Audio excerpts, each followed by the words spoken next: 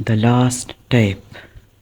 My patient was a young mom who thought she would have a lifetime to raise her three girls.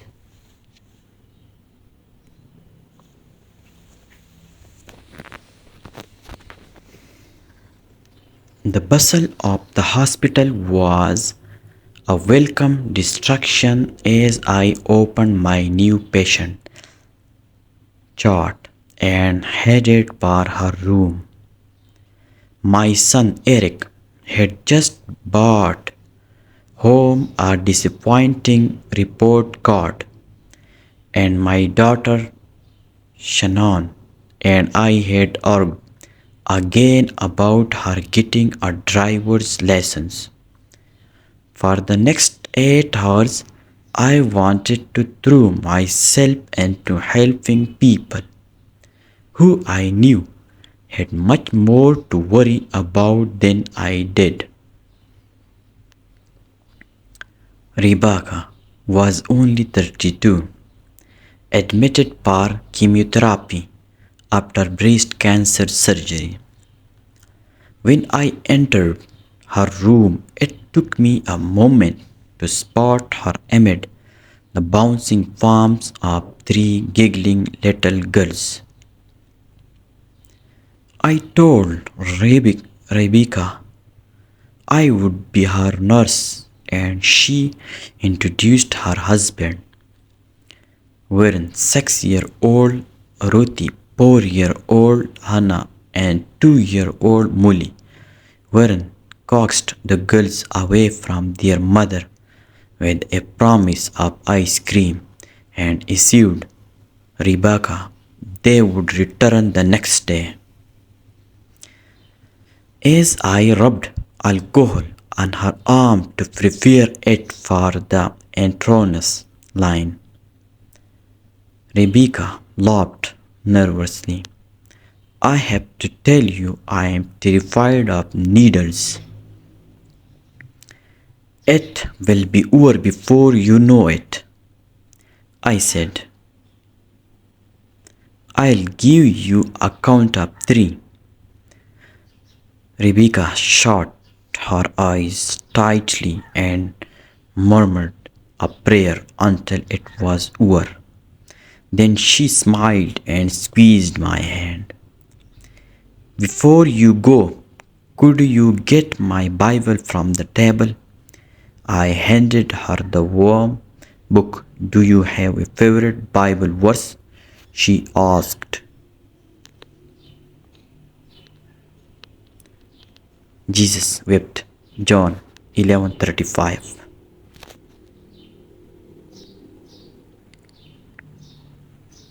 Such a sad one, she said. Why?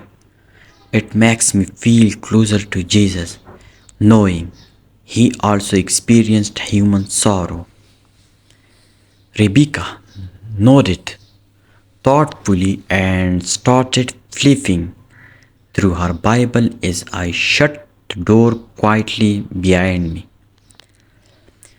During the following months, I watched Rebecca struggle with the ravages of chemotherapy. Her hospital stays become frequent and she worried about her children.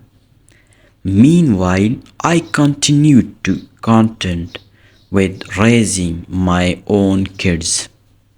They always seemed either out or holed up in their rooms.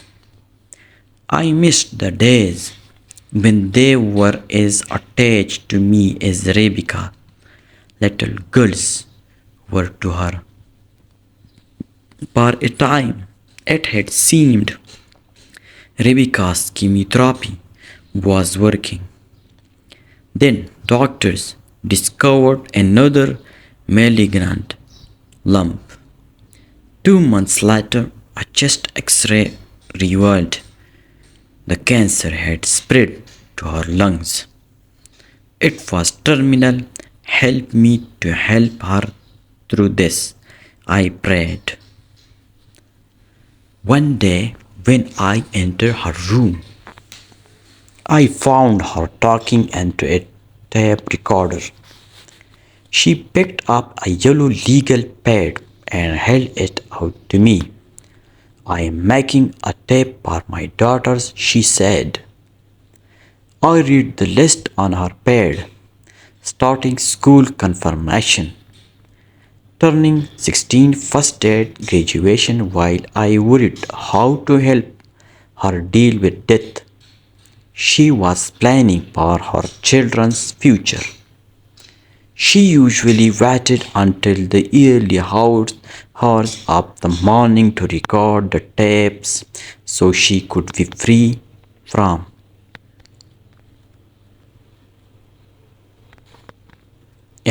interruptions. She filled them with family stories and advice, trying to cram a lifetime of love into a few precious hours. Finally, every item in her notes had been checked off, and she entrusted the tapes to her husband. I often wondered what I would say in her place. My kids joked that I was like an FBI agent, with my constant questions about where they'd been and who they'd been with, where I thought are my words of encouragement and love. It was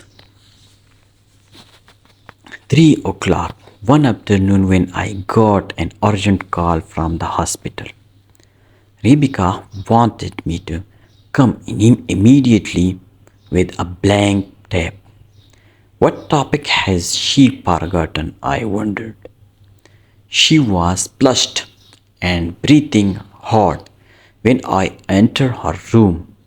I slipped the tape into the recorder and held the microphone to her lips. Ruthie, Hannah, Mooney, this is the most important tape. She held my hand and closed her eyes. Someday your daddy will bring home a new mommy. Please make her feel special. Show her how to take care of you.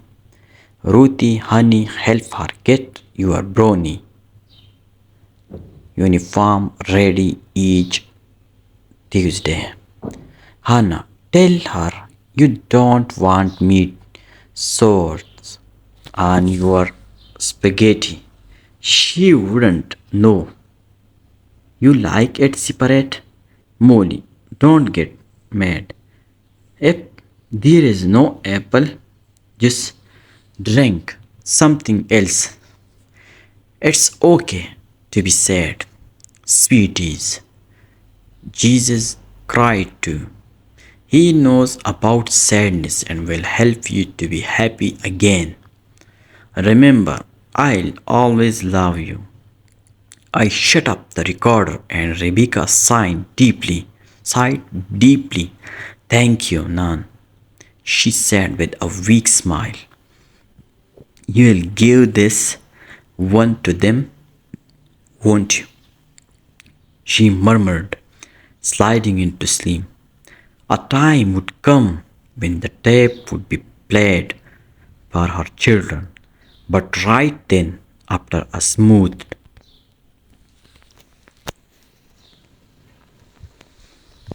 Rebecca's blanket, I got in my car and hurried home. I thought of how my Shannon also liked her sauce on the side, and suddenly that crack, which had annoyed me so many times, seems seemed to make her so much more precious. That night the kids didn't go out.